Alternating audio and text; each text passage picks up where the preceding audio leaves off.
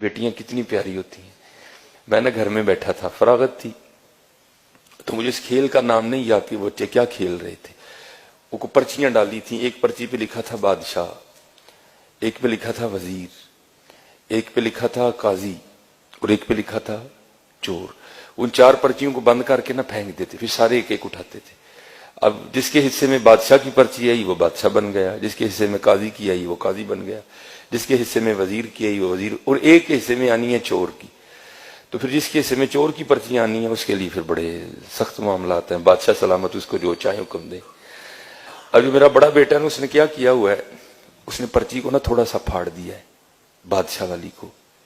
تو بیٹیوں کو نہیں پتا چل رہا کہ بڑا بھائی ہمارے ساتھ کیا کر رہا ہے, تو وہ بار بار بادشاہ بن رہا ہے. وہ بیچاری کبھی کوئی چور بن رہی ہے, کبھی وہ کسی کو کہہ رہا ہے میری جوتی پالش کرو, کسی کو کہہ رہا ہے. میں بیٹھا دیکھ رہا ہوں سارا. میں نے کہا یار ایک ہی کرنا ہے. میں نے کہا جی مجھے بھی کھلاؤ. ایک کو ڈراپ کر دیا, تو پھر وہی والا کام میں نے کیا. میں نے پرچی تو نہیں پھاڑی, لیکن میں نے بادشاہ والی پرچی پہ نا پین سے نشان لگا دیا. اب 2-4 بار بادشاہ بن کے میں نے اسے خوب کام کروایا. تو میں نے کہا چل یار ہوں بچیاں بھی بادشاہ بنائیے. تو میں نے اپنی بڑی بیٹی کو کہا کہ یہ جس پہ نشان لگا نا تو نے یہ پرچی اٹھانی ہے. اب بادشاہ والی اس نے اٹھا لی, تو میرے حصے میں آ گئی چور والی پرچی.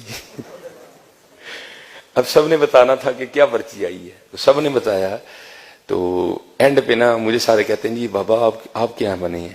تو میں نے کہا جی میں چور بنا. میں حضور کے ممبر پہ بیٹھا ہوں, میں جھوٹ نہیں بولوں گا. میری چھوٹی بیٹی رو پڑی اور میرے گلے لگ کے کہتی میرے بابا چور نہیں ہے. میرے گلے لگ کے رو پڑی. خدا ممبر پہ بیٹھا ہوں حضور کے, میں جھوٹ نہیں بول رہا. حالانکہ میں ایسی باتیں نہیں سناتا, یہ آپ کی دلجوئی کے لیے سنا رہا ہوں کہ بیٹیوں کے لیے کبھی ایسا فکرہ نہیں بولنا. یہ رحمت ہوتی ہے. میں ممبر پہ بیٹھا کہہ رہا ہوں, میرا اللہ گواہ ہے اس بات کا. ہاں میں ایسی باتیں نہیں سناتا. وہ میرے ساتھ لگ کے نہ رو پڑی, حقیقتاً رو پڑی, اور کہتی میرے بابا چور نہیں ہے. یہ رحمت ہے. بیٹیوں سے محبت کرو.